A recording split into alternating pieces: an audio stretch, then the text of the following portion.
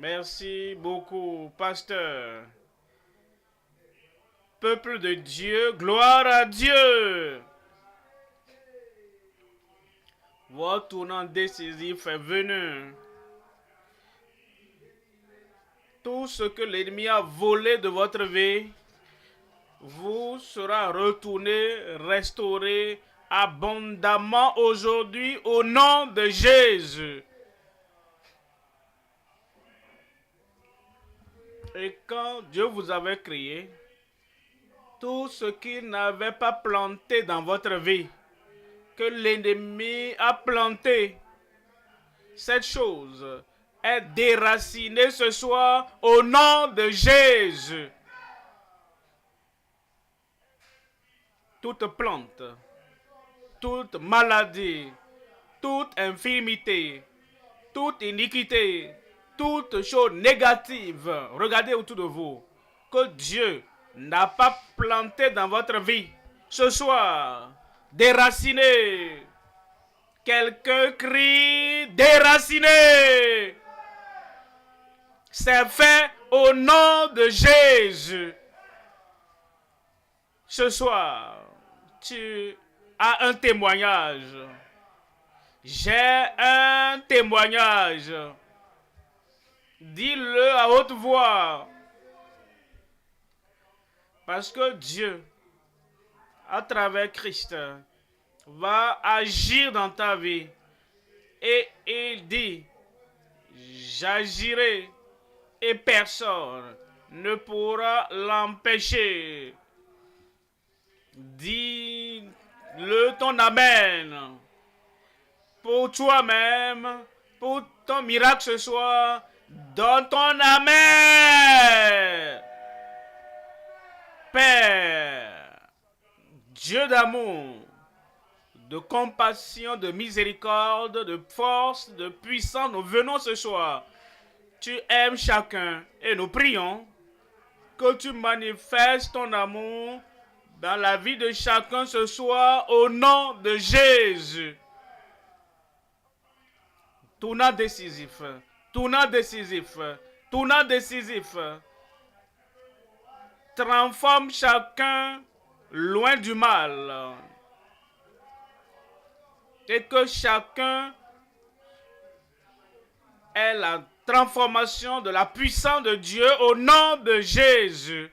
Merci Seigneur. Merci Seigneur. C'est fait. Au nom de Jésus, nous prions. Donnez-moi un bon amen.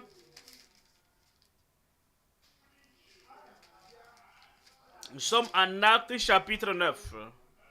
Je vais vous lire du verset 4, 5 et 6.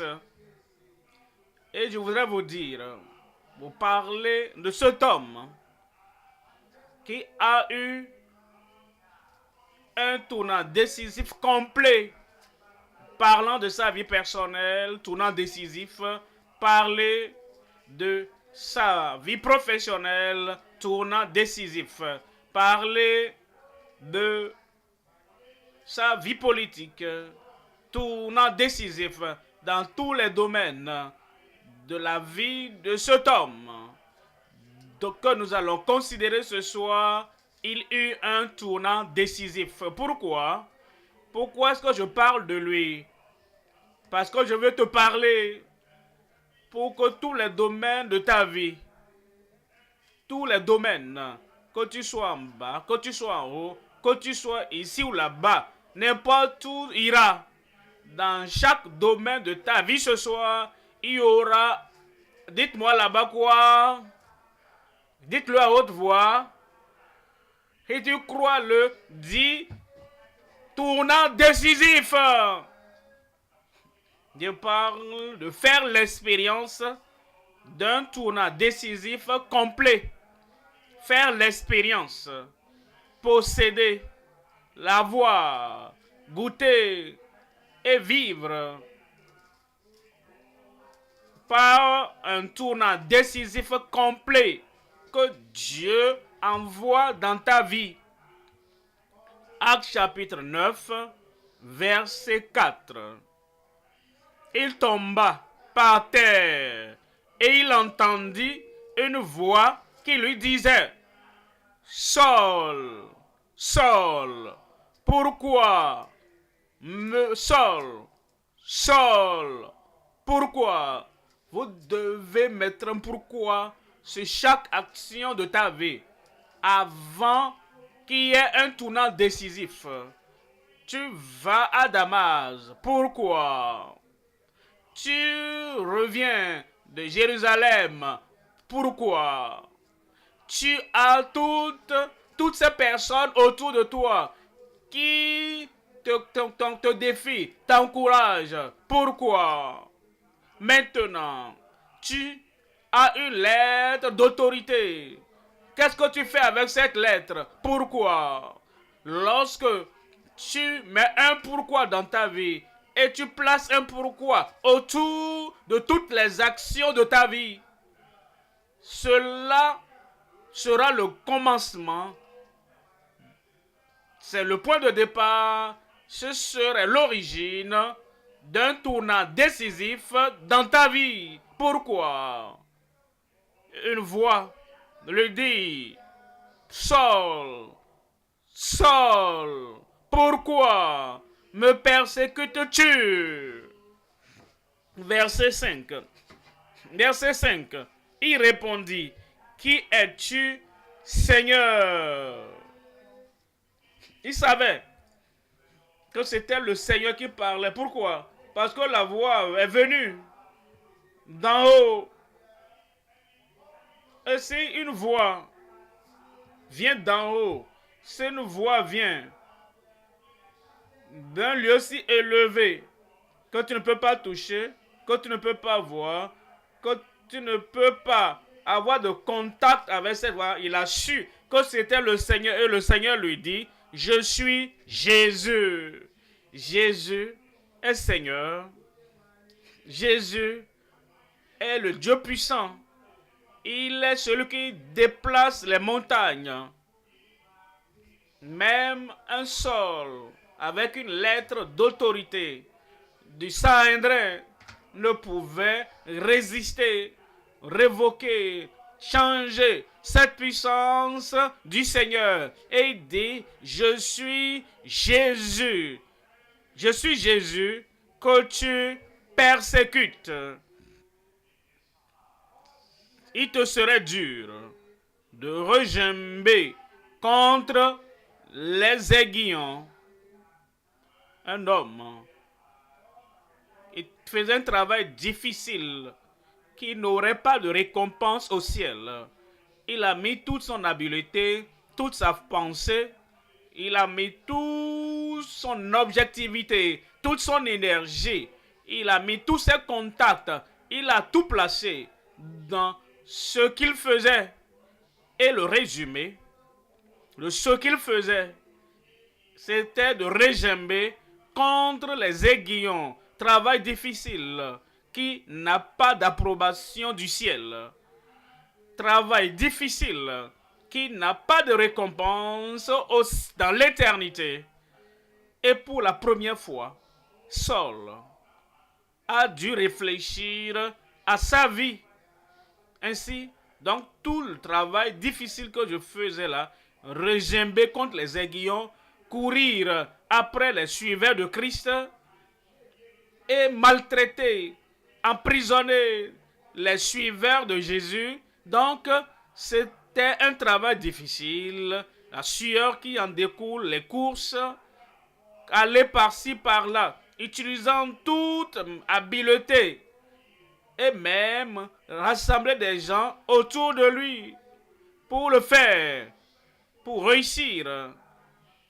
Cependant, c'était un travail difficile de regimber contre les aiguillons.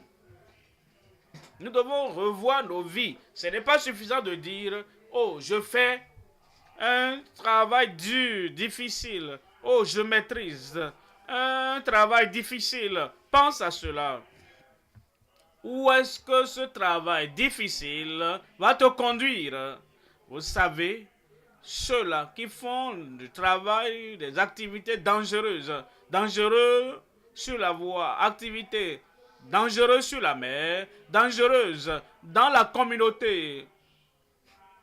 Et les gens avaient peur de Saul. Il était terrible.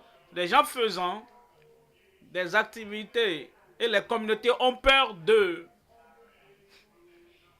Et étant connectés à Satan, et à la connexion aux groupes qui sont travail difficile. Cependant, mais ce travail difficile qu'ils font n'a aucune récompense dans l'éternité. Même ici-bas, il résemble contre les aiguillons. Et il a réfléchi à cela pour la première fois de sa vie. Verset 6. Verset 6. Tremblant et saisi d'effroi, Saul n'a jamais tremblé devant personne. Il connaissait les autorités des prisons, il connaissait les autorités et il allait dans toutes les maisons saisissant-elles et saisissant-elles. Une fois qu'il savait que c'était un suiveur de Christ, peu importe leur hauteur, peu importe leur statut, peu importe leur nom, il les saisissait. Il n'a jamais tremblé pour personne, mais vous savez, il y a des gens qui font ce qu'ils font de façon agressive et ils ne tremblent jamais pour personne. Mais un jour de tremblement vient où le Dieu du ciel les appellera au jugement. Et pour la première fois peut-être de leur vie, ils vont trembler et ils seront saisis d'effroi. Tremblant et saisis d'effroi. Et dit, Seigneur, que veux-tu que je fasse? Rappelez-vous, la première question était posée par le Seigneur lui-même. Pourquoi? Comme Dieu a répondu à ce pourquoi, et il a réfléchi à sa vie, et il a pensé à son travail difficile qu'il s'était donné. Maintenant, il pose sa question. Quoi? Que veux-tu? Après tout ce que j'ai fait, après tous les lieux que je dois visiter avec les lettres de pouvoir que j'ai en main, que veux-tu que je fasse? Et le Seigneur lui dit, lève-toi, entre dans la ville et on te dira ce que tu dois faire. Voilà pourquoi tu es venu ce soir. Le Seigneur te dira ce que tu dois faire. Si quelqu'un amène seulement, il te dira comment ta vie sera grande, plus radieuse et objective. Et maintenant, après ce point détournant décisif, parce que c'était en ce moment même que sa vie a été transformée. Je prie pour toi, je prie pour moi-même. Nos vies seront transformées. Tu n'as pas encore vu le meilleur, mais ce soir, le meilleur reste à venir et va commencer dans ta vie. Tu n'as pas encore réalisé le plus grand. Cependant, le plus grand, la plus grande chose commencera au tournant décisif de ta vie au nom de Jésus. Une fois encore, faire l'expérience d'un tournant décisif complet. 3 points. Premièrement, la repentance d'un pécheur hors du commun. Celui dont nous parlons, ce n'est pas quelqu'un qui peut-être qui met la main dans la poche au marché, met la main dans la poche de quelqu'un. C'était un seigneur, un pécheur hors du commun. Il s'est repenti. Cela me donne la joie te concernant, qui que tu sois. Peu importe ce que tu as fait, La repentance vient pour toi ce soir au nom de Jésus. Amen. Vos amens diminuent. Il vaut mieux prendre la décision parce qu'il y a beaucoup d'amen de ta vie ce soir. Alors si tu veux dire amen, prépare-toi. Que ton âme, que ton esprit, que ton cœur, que ton homme intérieur, que tout ce qui est en toi accepte la parole et dit ainsi soit-il, ainsi sera-t-il. Ça c'est le sens de l'amen de ta vie. La repentance d'un pécheur hors du commun. Deuxième point, le rétablissement, la guérison d'une maladie incurable. Il y a certaines maladies qui sont intraitables, incurables. Est-ce que tu as jamais pensé à cela? Une maladie intraitable. Et tu ne peux pas aller loin à les trouver. Il y avait un roi. Peut-être que vous allez l'appeler un empereur. Il avait une maladie incurable, intraitable. Parce que son nom, Abimelech, il avait pris la femme d'Abraham. Et en tant que roi, il avait accès à tout traitement partout. Mais Abimelech avait une maladie intraitable. Mais quand le prophète de Dieu est venu, sa maladie a été traitée. Ce soir, ta maladie sera traitée. Naaman avait une maladie intraitable, incurable. Il avait un capitaine. Il était un grand homme. Il avait accès à tout médecin, tout docteur, parce qu'il était un homme de valeur. Mais vous savez, sa maladie était incurable. Mais Dieu merci, lorsqu'il il a eu le contact du prophète, la maladie incurable a été traitée par un mot et il a été guéri. Tu seras guéri ce soir. Je ne connais pas le nom de cette personne dont je voudrais me référer, parce qu'on a dit une certaine femme avait une perte de sang depuis 12 ans.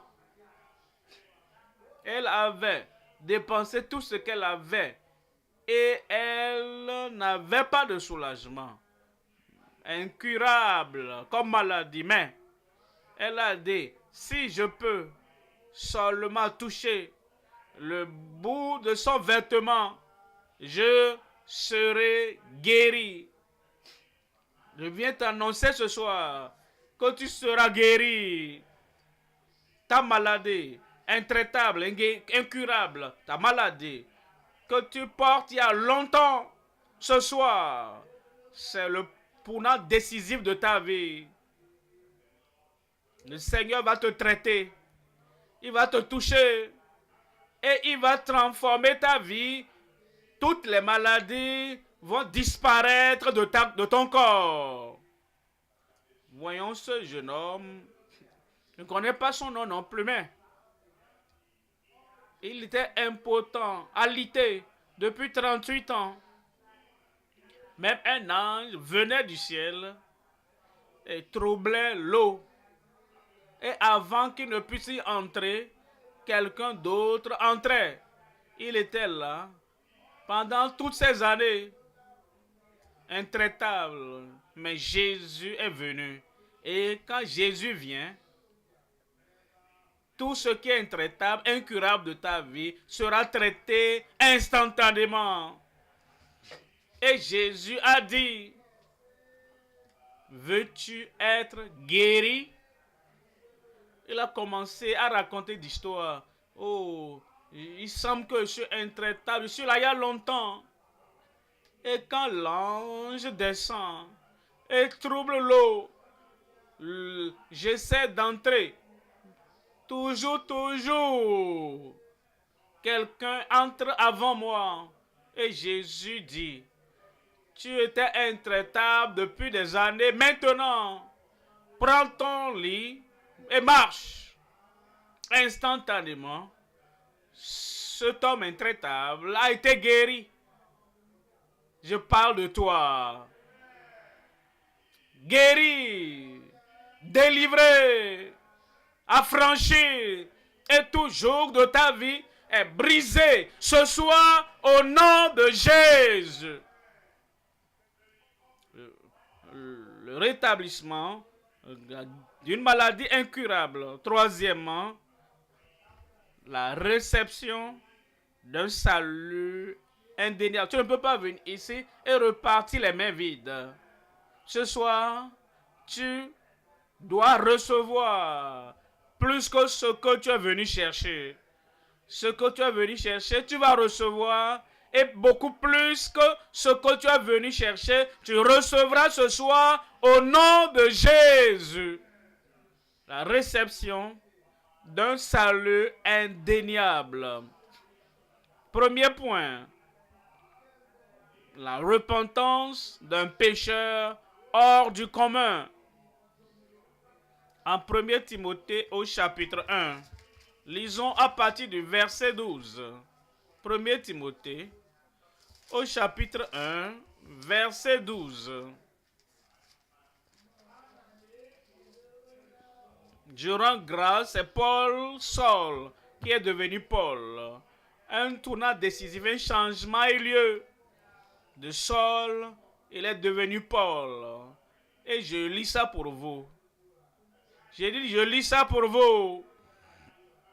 Je rends grâce à celui qui m'a fortifié, à Jésus-Christ notre Seigneur, de ce qu'il m'a jugé fidèle en m'établissant dans le ministère. Vous savez, il était incrédule. En ce moment qu'il a rencontré le Seigneur sur la voie de Damas, un changement, un tournant décisif a eu lieu. Maintenant, d'incrédule est devenu fidèle. D'incrédule. Quoi? Le Seigneur va réécrire l'histoire de ta vie. Verset 13. En m'établissant dans le ministère, n'est-ce pas une chose merveilleuse? Les verbes que nous utilisons pour notre vie est au présent, est, était, au passé, sera, dans l'avenir. Il dit, qui était auparavant. C'est-à-dire la vie est changée. Il y a eu la transformation. Un tournant décisif a eu lieu. Qui était auparavant un blasphémateur. Mais il s'est repenti. Tu vas te repentir. Un persécuteur. Terrible. Il souriait quand les autres pleuraient. Quand il arrivait à poser la main sur les autres, et il avait la joie à tourmenter les autres, à persécuter les gens. Et plus il pleurait, il savait qu'ils étaient tristes et il leur donnait plus. Il était un persécuteur et un homme violent. Il a dit qu'il blessait les gens. Il s'en foutait. Il les blessait physiquement. Il les liait. Il les jetait en prison. Il les blessait émotionnellement. Il arrachait cette femme et les enfants pleuraient. Il les blessait émotionnellement. Il les blessait spirituellement. Il a dit maintenant, tu dois blasphémer. Jésus est Seigneur et il leur disait ce qu'il faut dire afin qu'il puisse amoindrir. Il les blessait spirituellement. Il les blessait professionnellement. il entendait que ce commerçant, ce vendeur, ou bien celui qui a telle entreprise suivait Jésus, et ça tournait sa tête, son cerveau, et il courait là-bas. Marchand, commerçant, vendeur, j'ai entendu que tu es allé suivre Jésus. Cela dit oui, j'ai cru au Seigneur Jésus-Christ. Il le blessait. Lui-même a dit, j'étais un blasphémateur, j'étais un persécuteur, j'étais un homme violent. Maintenant, il dit, mais j'ai obtenu miséricorde. Tu vas obtenir miséricorde. Si c'est la personne dont je parle là-bas, répond, j'ai dit, tu vas obtenir miséricorde. Parce que celui qui confesse et abandonne ses péchés obtient miséricorde. C'est ce pourquoi tu es venu ce soir. Et tu auras miséricorde au nom de Jésus. Parce que j'agissais par ignorance dans l'incrédulité. Verset 14. Verset 14. Et la grâce de notre Seigneur a surabondé avec la foi et la charité qui est en Jésus-Christ. Il s'est repenti et après sa repentance, la miséricorde de Dieu, le pardon de Dieu et l'amour compatissant du Seigneur sont venus dans sa vie. Peu importe ce que tu as fait, peut-être à peu près ce que Saul a fait, peu importe ce que tu as fait contre Dieu, contre Christ, contre le peuple de Dieu, même contre ton épouse, contre ton mari, contre ton voisin. Tu confesses et abandonnes, et le Seigneur va te manifester sa miséricorde ce soir. Dis, le Seigneur a de miséricorde qui m'attend. Et il te fera miséricorde. Il va te pardonner et jeter tous tes péchés dans la mer d'oubli pour ne plus jamais s'en souvenir contre toi pour le restant de ta vie et pour toute l'éternité. Actes au chapitre 17, verset 30. Actes 17, verset 30. Et sans tenir compte des temps d'ignorance, Dieu annonce maintenant. Saul, qui est devenu Paul, a dit, je l'ai fait dans l'ignorance, dans l'incrédulité. Il ne savait pas qu'il regimbait contre les aiguillons.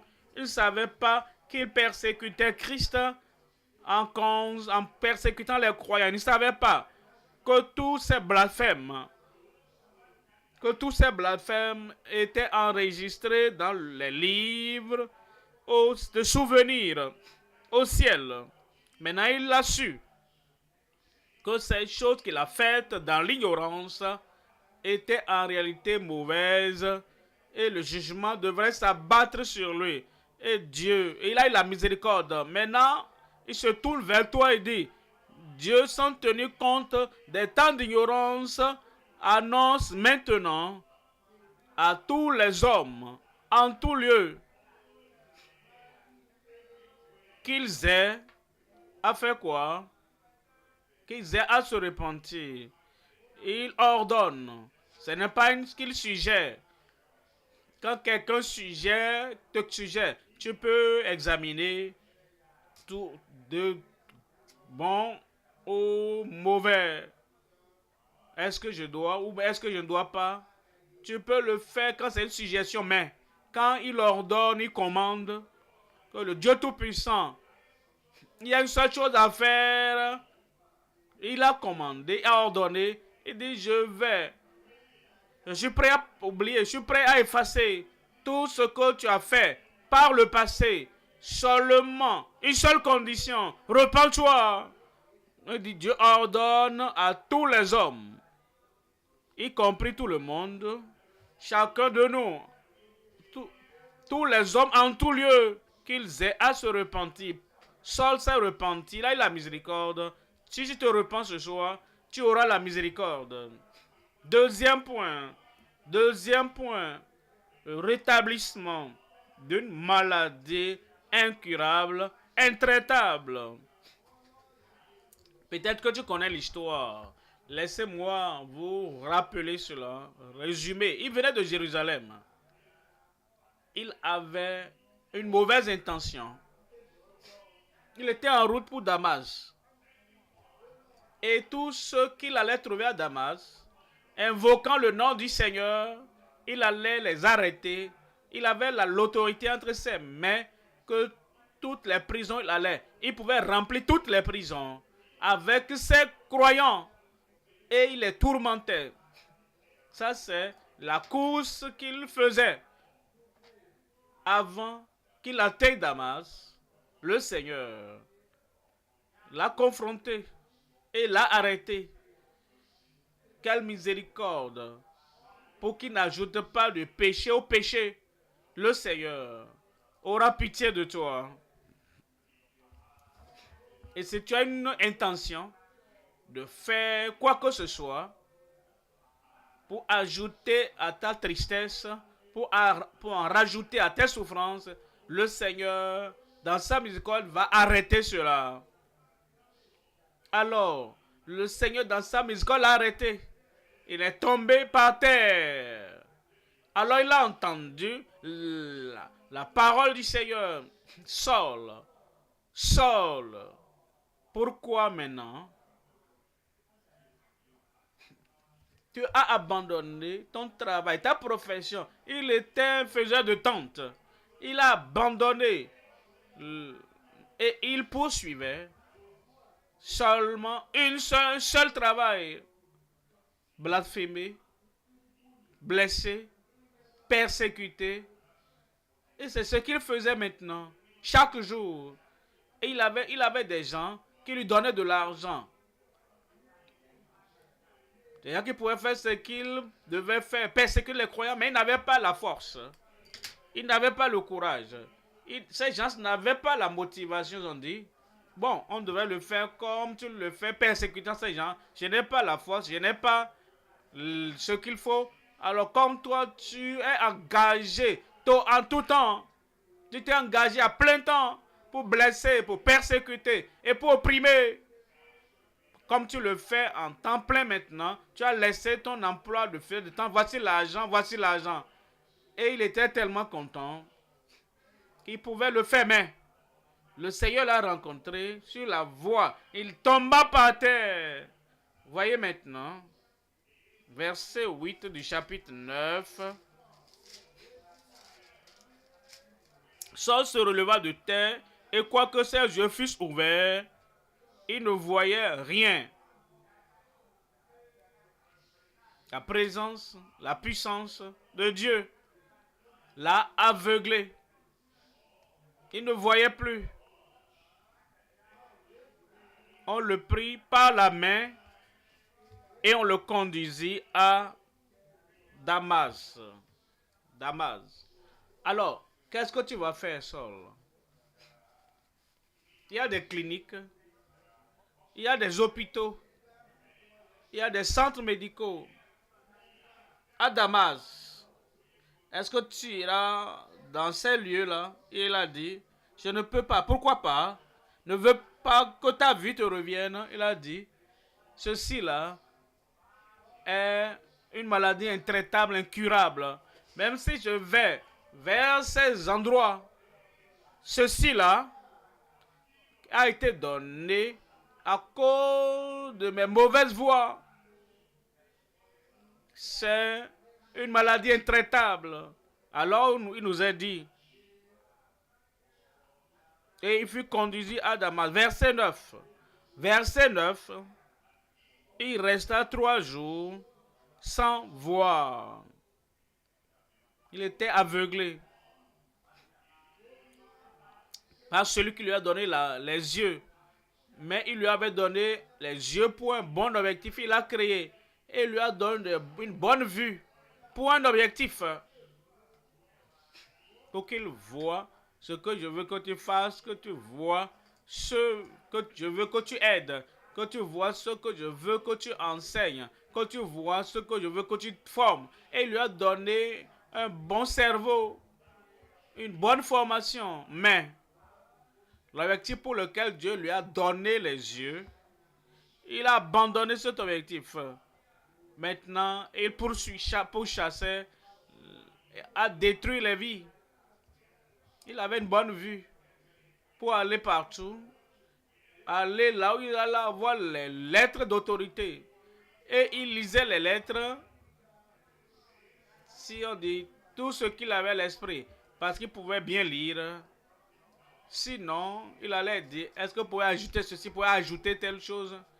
Il avait une bonne vue pour pouvoir lire toutes ces lettres d'autorité. Mais il utilisait sa bonne vue, sa grande force, sa grande intelligence. Il les utilisait pour un mauvais objectif.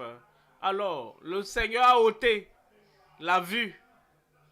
Voilà pourquoi il a compris, même s'il va visiter les centres, les cliniques là-bas, les hôpitaux, les pharmacies, il dit ça, ce n'est pas leur domaine.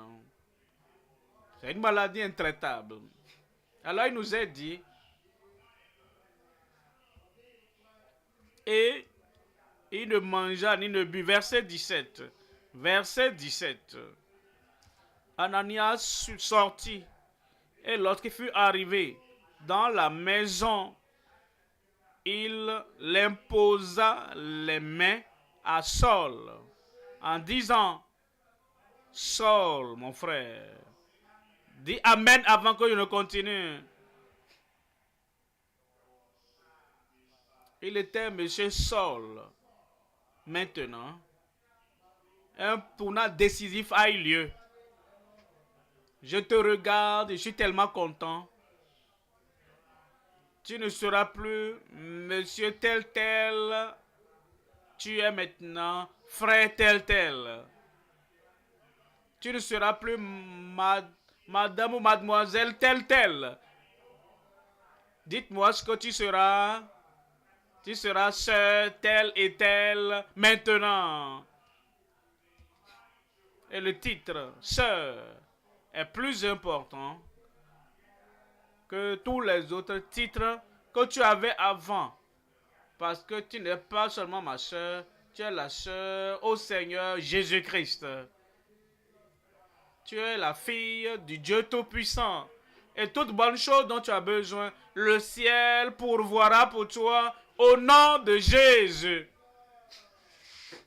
Là dit frère Saul, mon frère, le Seigneur Jésus qui t'est apparu sur le chemin par lequel tu venais, m'a envoyé pour que tu recouvres la vue. Pour que tu recouvres la vue. Si tu as ta libre, recouvre quoi? Dites-moi à haute voix que ceux qui n'ont pas de Bible entendent afin d'entendre avec toi. Que tu recouvres la vue. Et Saul, oui, il était un homme intelligent. Il pouvait dire, je vais faire tout ce qu'il faut. Je vais payer l'argent qu'il faut pour aller vers toutes les grandes personnes de la ville. Je vais envoyer dire à Jérusalem que j'ai une rencontre. Maintenant, j'ai perdu la vue. Et il ferait tout pour que ma vue soit restaurée. Mais le seul intelligent a compris qu'il ne peut plus le faire. Parce que ceci venait de lui. Et personne ne pouvait le faire pour lui. Alors, il est venu à la bonne source. Je t'accueille ce soir. Tu es venu à la bonne source. Toute maladie incurable, intraitable, infirmité intraitable de ta vie dans ton corps sont ôtées ce soir au nom de Jésus. Ananias dit, mon frère Saul, mon frère, Jésus, qui t'est apparu sur le chemin par lequel tu venais, m'a envoyé pour que tu recouvres la vue et que tu sois rempli du Saint-Esprit. Dis Amen. Le premier miracle de guérison par Ananias. La vue reçue. Mais dit ça, dit quoi? Tu recevras le Saint-Esprit.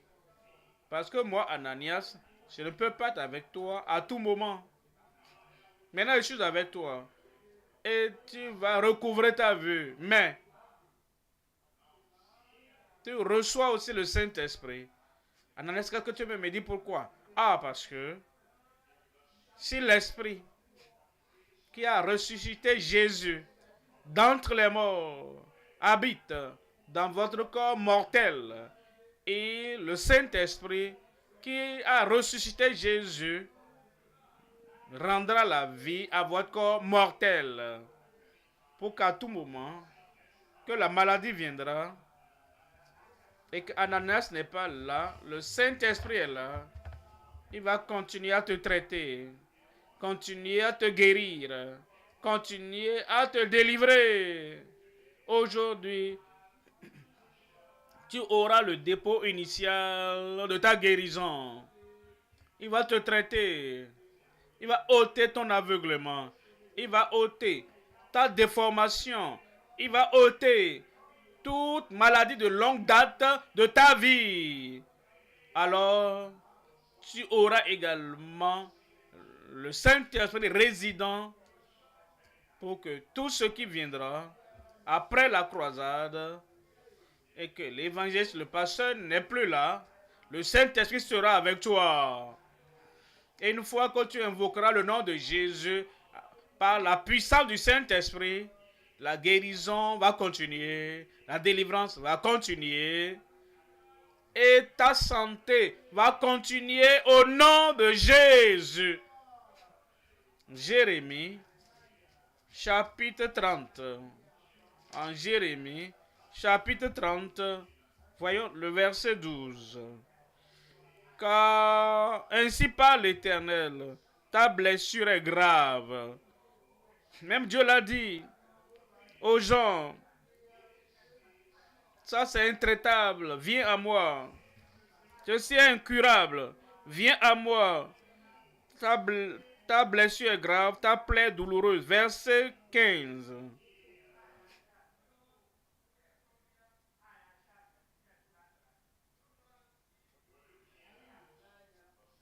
Verset 18.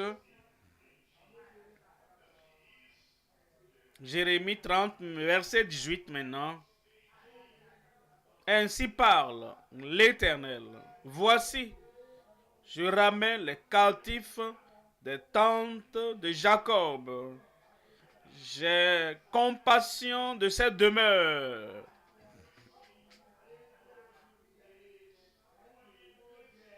La ville sera rebâtie sur ses ruines.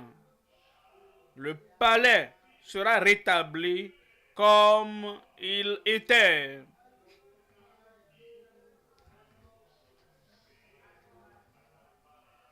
Le palais sera rétabli comme il était.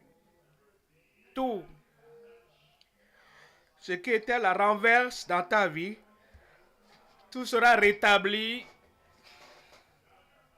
Verset 15. Il nous dit, pourquoi te plaindre de ta blessure, de la douleur que cause ton mal? C'est à cause de la multitude de tes iniquités, du grand nombre de tes péchés, que je t'ai fait souffrir ces choses. C'est ce qui est arrivé à Saul. Verset 17. ton heure de guérison, ton heure de miracle, ton heure de délivrance. Vous savez, Dieu est tellement un Dieu aimable. Tout le temps, quand vous avez cette souffrance, il ne voulait pas ça sur toi. Maintenant, dès que tu viens, tu dis, oh, je suis ce pécheur hors du commun, mais je me répands. Alors, la maladie intraitable de ta vie, ce soir, je vais voir la personne dont je parle là-bas. Ce soir, il va ôter cette maladie et cette douleur et cette mauvaise chose de ta vie au nom de Jésus. Verset 17, mais je te guérirai. C'est toi. Alors tu peux mettre ton nom là-bas. Je te guérirai. Je guérirai qui? Alors je vais me dire pour moi, hein. Où es-tu? Restauration, rétablissement de ta santé au nom de Jésus. Je te guérirai. Je panserai tes plaies, dit l'Éternel, car il t'appelle à repousser cette sillon dont nul ne prend souci. Mais Dieu t'a cherché et il est venu avec le salut, il est venu avec la guérison et il est venu avec la délivrance. Et tout ce que tu as perdu, le Seigneur va tout restaurer ce soir. Troisième point maintenant, la réception d'un salut indéniable. Recevoir un salut indéniable. 1 Timothée au chapitre 1. Lisons à partir du verset 14. Et la grâce de notre Seigneur, ce n'était pas son Seigneur, il persécutait ceux qui avaient Jésus comme Seigneur, mais maintenant, un tournant décisif a eu lieu. Maintenant, il dit, il est mon Seigneur, il est ton Seigneur, il est notre Seigneur. Il dit, et la grâce de notre Seigneur a surabondé avec la foi et la charité qui est en Jésus-Christ. Verset 15. C'est une parole certaine et entièrement digne d'être reçue. Digne d'être reçue, d'être accepté. Dis j'accepte. Digne d'acceptation. Une parole certaine que Jésus-Christ est venu dans le monde pour sauver les pécheurs dont je suis le premier. S'il a sauvé un pire pécheur plus que toi, il va te sauver. S'il a sauvé un pécheur plus terrible que toi, il va te sauver. Alors, ne dis pas, oh, je suis allé très loin, je ne peux pas être sauvé. Non. Ceux qui sont allés plus loin que toi, le Seigneur les a sauvés.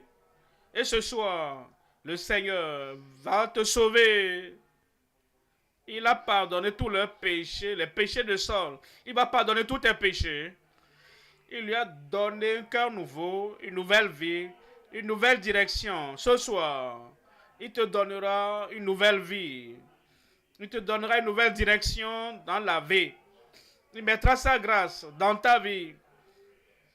Et la grâce du Seigneur qui a abondé, il va plus se souvenir de tous les péchés que tu as commis au nom de Jésus. Et l'Esprit de Dieu rendra témoignage dans ton cœur que maintenant tu es sauvé. Je suis sauvé. Je suis sauvé. Ceux qui étaient sauvés avant, ils ne disent pas ça. Ils pensent que c'est ceux qui sont sauvés maintenant. Mais vous savez, Paul, il était sauvé avant même d'écrire cet épître à Timothée. Mais il a parlé de son salut. Et il a dit, Timothée, tu sais quoi? Je suis sauvé. Et quelqu'un là-bas, est-ce que tu peux me dire, le Seigneur le confirme dans ta vie au nom de Jésus. En réalité, comme vous voyez, Romains au chapitre 10, à partir du verset 13, Romains 10, verset 13, c'est car quiconque. Et je suis vraiment content pour ce mot quiconque. Vous êtes allé en bas, en haut, dans la mer, si loin. Il dit, tu es le quiconque, car quiconque invoquera le nom du Seigneur sera sauvé. Toi, tu seras sauvé. Le salut t'attend. Le pardon t'attend. Dieu a ouvert le livre de vie. Il veut écrire ton nom dedans, dans le livre de vie. Ton nom va entrer maintenant dans ce livre de vie. Où es-tu? La tête baissée, les yeux fermés. Quiconque invoquera le nom du Seigneur sera sauvé. Il n'y a pas de peut-être, il n'y a pas de doute. Quiconque dira, j'étais sur la mauvaise voie, j'étais sur la voie du péché. Maintenant, je me repens. Maintenant, je viens. J'étais un pécheur terrible. Les gens ne le savaient pas. Parce que tu savais comment tout cacher. Un pécheur hors du commun. Tu dois venir au Seigneur maintenant et dire, Seigneur, je me repens. La miséricorde est disponible pour toi. La tête baissée, les yeux fermés. Tu veux ce salut.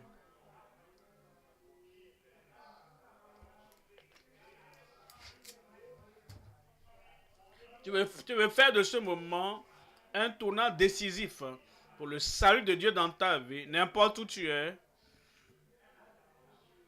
Il t'aime. Lève ta main. Que Dieu te bénisse. Que Dieu te bénisse par sa miséricorde. Que Dieu te bénisse par le salut. Que Dieu te bénisse par le pardon. Que Dieu te bénisse par la joie de ton nom écrit dans le livre de vie. Tu lèves ta main. Alors mets-toi debout. Dis Seigneur, je suis pour toi maintenant. Je suis avec toi. Et viens en Christ. Parle au Seigneur, pardonne-moi. Selon ta promesse, mets mes péchés dans la mer de ton oubli. Pour que tu ne te souviennes plus contre moi. Il le fera. Il est un bon Dieu, un Dieu aimable. Ne te regarde pas comme si tu es trop sale ou si pécheur. Non, sa miséricorde atteint tout le monde. Et sa miséricorde va t'atteindre. Sa miséricorde, son amour, son salut atteint tout le monde. Est-ce que tu es debout?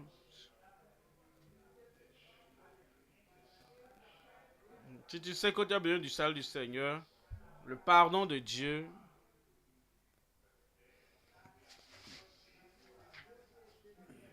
la profondeur de sa miséricorde est manifestée, lève-toi et dis Seigneur, je viens. Quiconque vient à lui, il ne le rejette pas. Il reçoit tout pécheur. Christ reçoit tous les pécheurs. Parle au Seigneur. Je suis désolé, ça c'est la repentance. Tout le mal que j'ai fait, que j'ai dit, je suis allé très loin, mes seigneurs. Je viens à toi. Tu es mort pour moi sur la croix du calvaire. Reçois-moi, Seigneur. Il t'a reçu.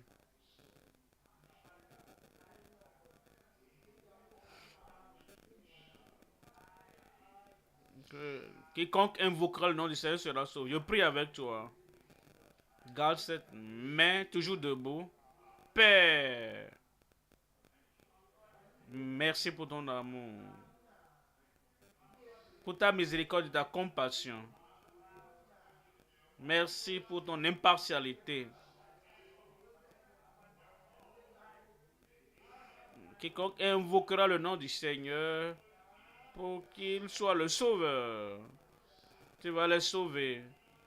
Tous ceux-là qui ont pensé à leur vie, qui se sont détournés de leur péché, nous invoquons Jésus-Christ, le Fils unique, qui est mort pour chacun sur la croix du Calvaire.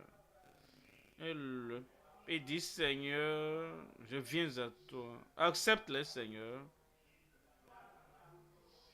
Sauve-les, Seigneur.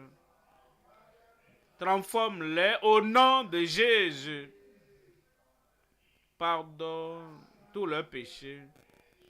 Et que la grâce qui nous amène à mener une nouvelle vie parvienne à chacun maintenant. Dieu d'amour, Dieu de miséricorde et de compassion, écris leur nom dans le livre de vie au ciel. Merci Seigneur pour l'exaucement. C'est fait. Je dis c'est fait. Au nom de Jésus, nous prions. Un grand amen. Le conseiller. Toujours debout.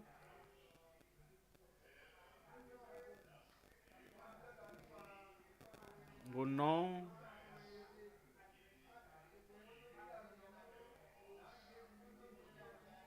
pour vous accompagner. Gloire à Dieu. Félicitations.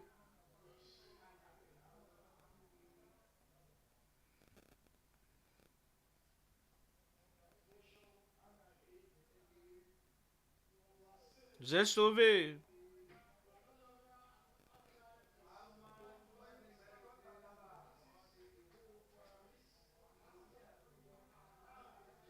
Vous êtes maintenant un enfant de Dieu.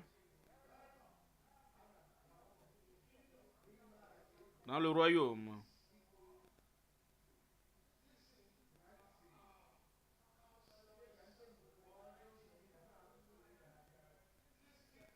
Les conseillers viendront vers vous. Donnez-les les informations correctes. Votre adresse. Votre numéro de téléphone.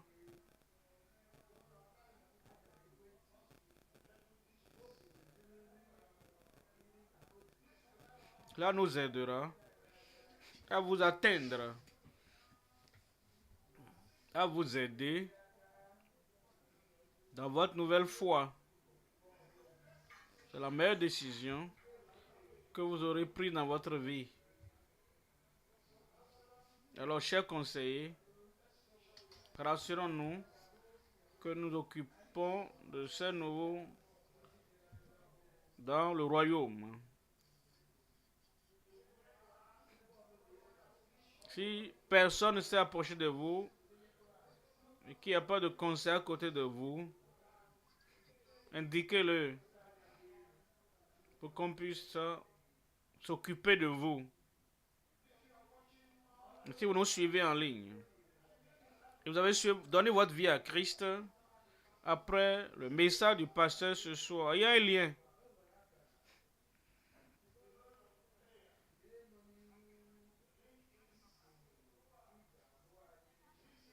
JCK.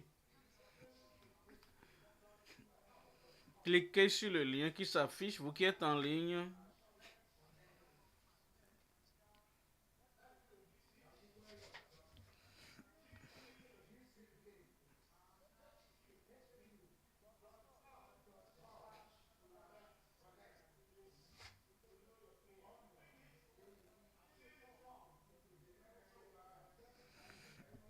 Donc, cliquez sur le lien qui s'affiche, que nous puissions vous aider.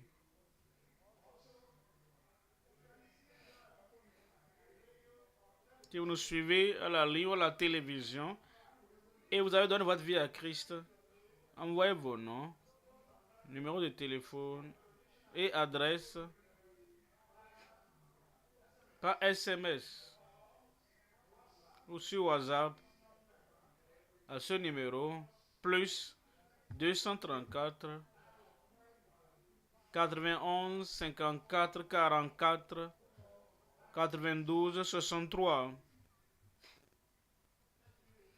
Je vais vous répéter le numéro plus 234 91 54 44 92 63. Vous pouvez envoyer vos informations, nom, prénom, ville, pays, ville, région et tout ce qu'il y a comme information pour que nous puissions vous aider. Et quelqu'un vous prendra contact avec vous dans votre pays, dans votre ville, région, commune, localité pour vous accompagner.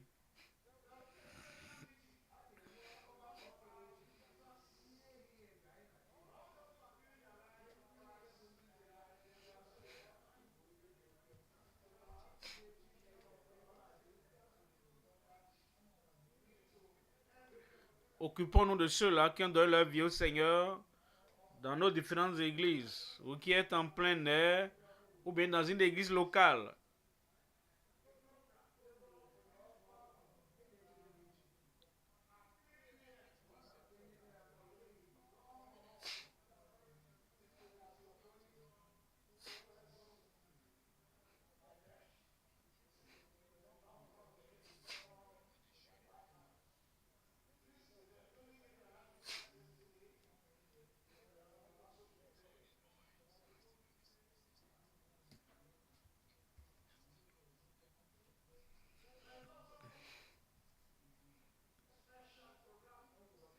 Il y aura un programme spécial pour vous qui avez donné votre vie au Seigneur, dénommé Rallye des convertis.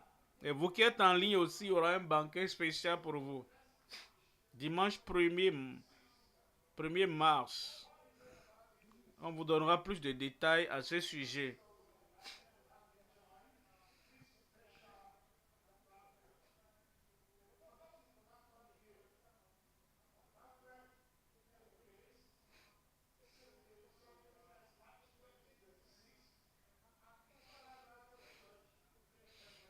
Des informations sur les lieux vous seront données.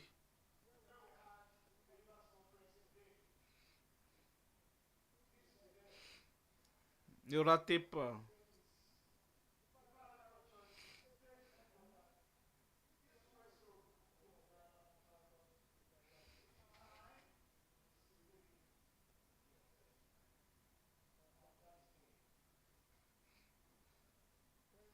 Gloire à Dieu. Chers conseillers, que Dieu vous bénisse.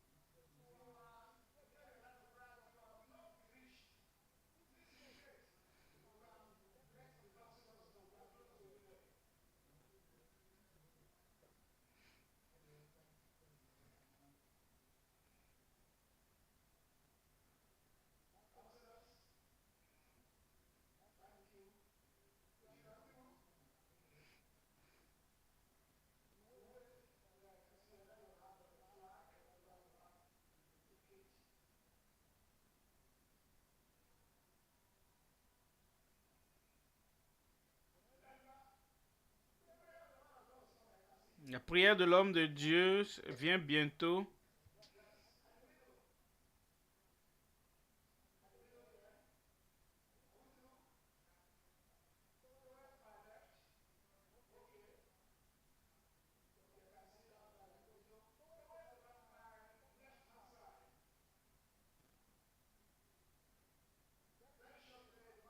L'homme de Dieu revient bientôt.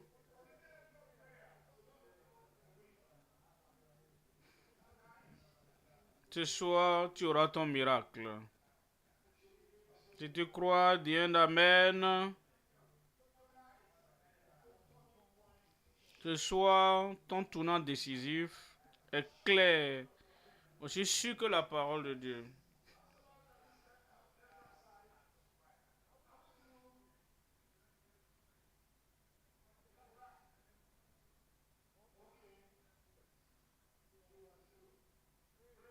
Gloire à Dieu. Préparons-nous pour notre miracle comme l'homme de Dieu revient. Amen. Je suis prêt pour mon miracle. Tu ne seras pas déçu. Tes attentes seront comblées. Debout, nous allons lever pour le miracle. Ici, au lieu alpha. Et partout, nous sommes connectés. Tout seul là-bas, ou bien dans une assemblée. Dans ta nation là-bas. La puissance miraculeuse se sera envoyée maintenant. Dieu est prêt.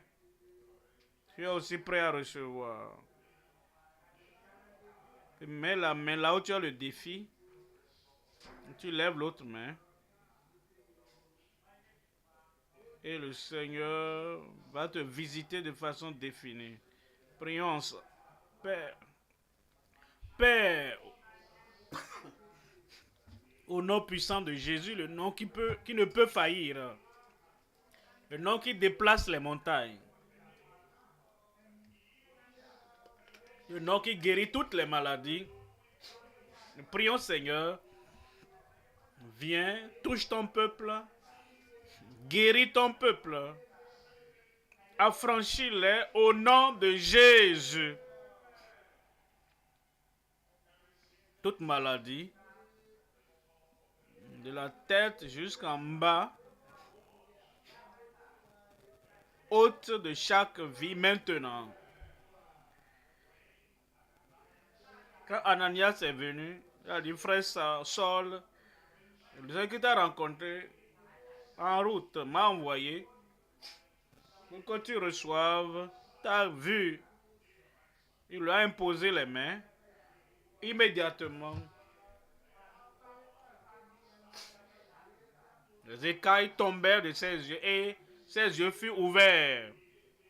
Immédiatement maintenant, Seigneur, touche ton peuple. Guéris ton peuple. Ceux qui ont des douleurs partout dans le corps, les jointures, les genoux, les coudes, n'importe où, des cuisses, ôte les douleurs au nom de Jésus. Ceux qui sont paralysés, je prie Seigneur, touche-les, donne la force à leurs os pour qu'ils se lèvent et marchent au nom de Jésus. Ceux qui ont les mains desséchées, que la vie pénètre ces mains desséchées au nom de Jésus. Un bras plus court que l'autre, Seigneur, que le bras court pousse maintenant pour être égal à l'autre au nom de Jésus. Ceux qui ont un pied plus court que l'autre, ce pied court pousse au nom de Jésus. Les doigts, les genoux les coupés par accident, pour voir, recréer ses doigts et ses orteils au nom de Jésus. Ceux qui ont des problèmes de vue, je prie Seigneur, l'aveuglement est ôté, la cécité est ôtée, glaucome, cataracte, guéri au nom de Jésus. Surdité, guéri maintenant. Perte de sang, desséché maintenant. Ulcère, guéri maintenant. Cancer, guéri au nom de Jésus. Problème de cerveau, problème mental, guéri au nom de Jésus. Partout, Seigneur, touche ton peuple. Révoque le cas de maladie et envoie la guérison complète et totale pour chacun. Tu es un bon Seigneur, un Père aimable, miséricordieux. Nous nous réjouissons parce que nous savons que ta miséricorde, ton amour, tu l'as fait. Tu es capable, dans ta capacité, c'est fait. Merci Seigneur. Merci Seigneur. Au nom de Jésus, nous prions.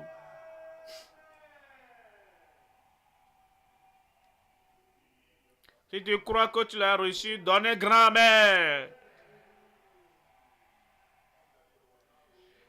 Si tu es assis, à cause de ton état avant, les choses ont changé maintenant. Tu peux te lever. Tu t'appuyais sur les béquilles, Dieu t'a guéri.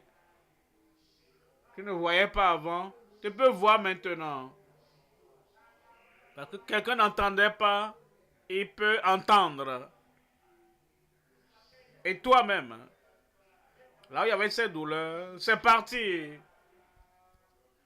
Tu es guéri. Il dit, tu es guéri. Je suis guéri.